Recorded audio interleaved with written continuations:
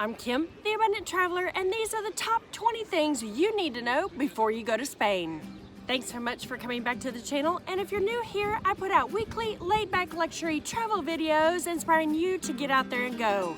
This week, I'm in Madrid, and I'm sharing all of the top things you need to know before you come to this incredible country.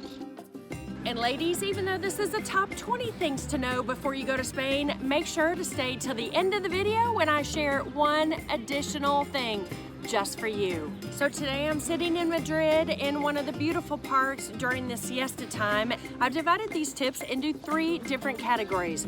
First is food, second is culture, and third is travel. And of course for me, have to start with food. So number 1, Spain is all about the food. But the most curious thing is when you're served breakfast in the morning, expect to get toasted bread with tomato sauce. What? Tomato sauce, you say? Yes, with fresh tomatoes, garlic, and onion. They say it's pan tostado con tomate, which is a very, very normal breakfast to be eating while you're in Spain. Number 2, if you're a coffee drinker, you have to learn the lingo for coffee. First of all, an espresso is a café solo. A cortado is similar to a macchiato, which is an espresso with a little bit of milk on top.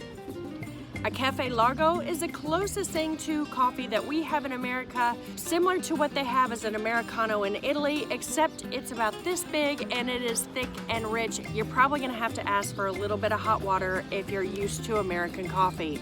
And the last is café con leche. Café con leche is like a café au lait, just real simple, your coffee and a bunch of milk on top.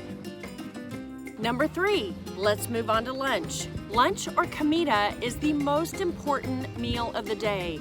It's when the Spaniards take off from work, they go visit their family, the kids leave school and go home.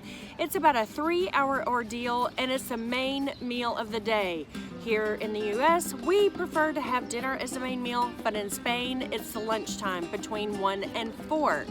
Tip number 4, the best value during comida for lunch is the menu. It's quite normal to order a menu which is 3 courses, typically 10 to 15 euros, and you get a starter of a salad or a soup or a paella, and then you have a segundo, which is a meat course or a fish course, and then a postre, which is the dessert.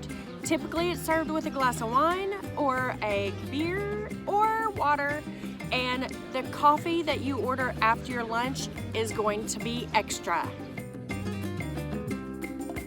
Number 5, in Spain, it is considered rude for the waiter to bring the bill before you're ready. So here, after every meal, you specifically have to ask for the bill and expect to wait 4 or 5 minutes before it arrives.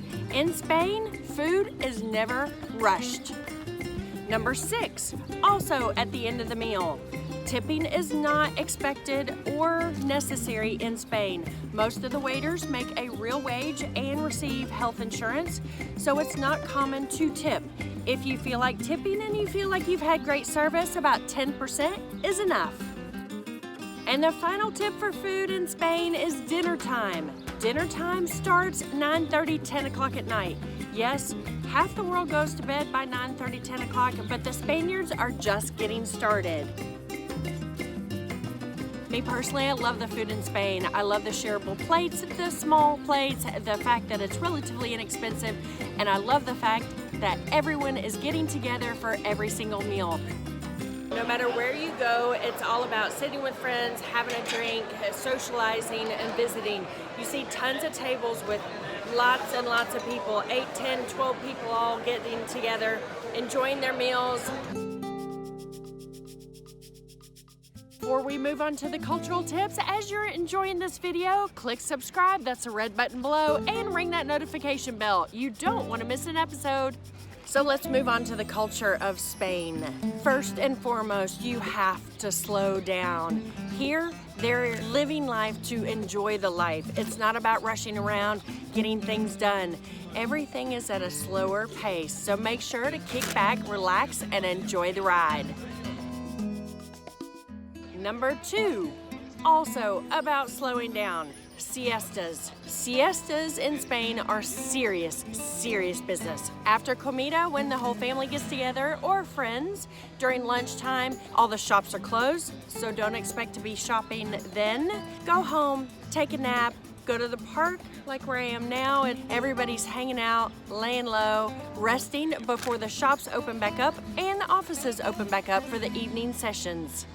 And the third tip for Spanish culture is to remember that Spain is primarily Catholic.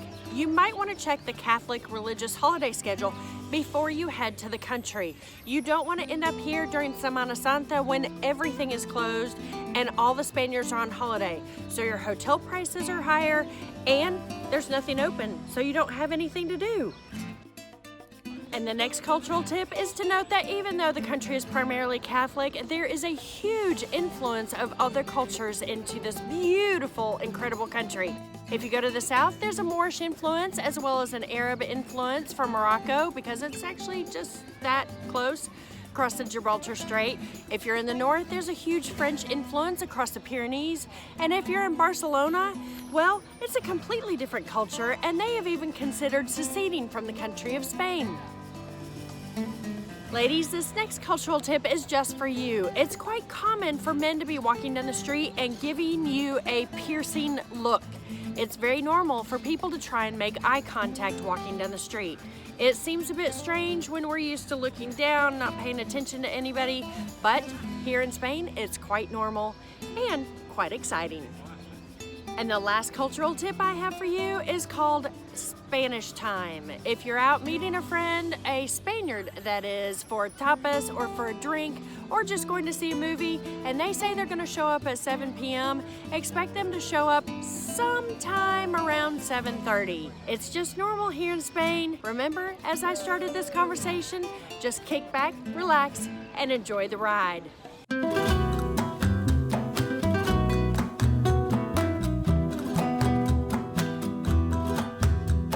So now, as a tourist, let's move on to the travel tips that I have for you today.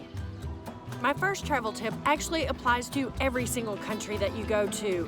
It's best if you learn a few words of the native language. It doesn't hurt anything. We know you're gonna butcher it, they know you're gonna butcher it, but the fact that you gave the effort makes all the difference in the world. I suggest learning yes, please, no, thank you, where are the bathrooms, couple of things about your hotel, as well as directions. You definitely want to know, in most of Spanish-speaking countries, that right is derecha and straight ahead is derecho. I have a great story about screwing that one up. And the next travel tip I have for you is to know that Spain is big. It's almost as big as Texas is, where I'm from, and it takes more than 10 hours to drive from north to south and east to west. Okay, well, west you end up in Portugal, but east to west as well. So it's really important to note that it takes quite a while to get from point A to point B in Spain.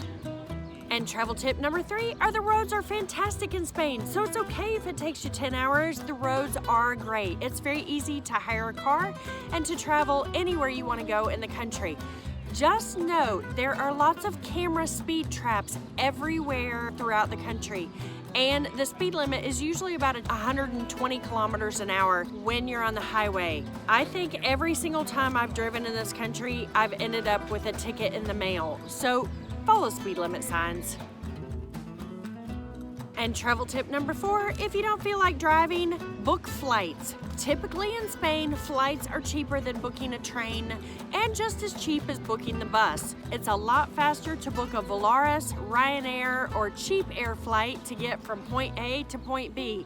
If you need to go from San Sebastian down to Sevilla, it'll just take you an hour. And the 5th travel tip I have for you when coming to Spain is beware of the summers. The summer heat is not for the faint of heart.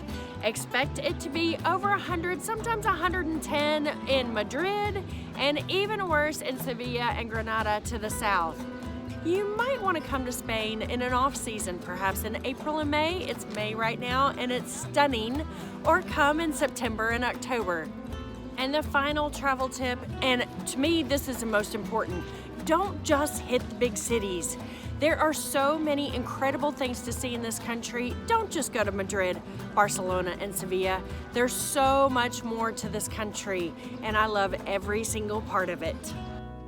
And a little bonus tip. Hey ladies, when you're in Madrid, definitely come to the Calle de la Montera, which is just off the Puerta del Sol. It is like shoe shop and shoe shop and shoe shop. You can get your shoe shopping on. Well, that wraps up my top 20 tips for when you come to Spain, including my one extra bonus tip. And on your European travels, if you're headed to Italy as well as Spain, make sure to check out my video of hiking in Cinque Terre. I'm Kim, the Abundant Traveler, and I'll see you on the next adventure. I don't know. Not want to end up here on a Semana Santa. Let me just start over. Number 5, you're at the end of the meal now, and wait, no. Hola. ¿Cómo estás?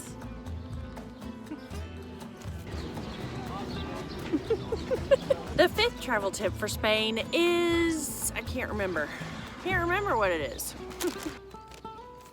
Number 5, you've come to the end. Hola! Everybody wants to be on camera.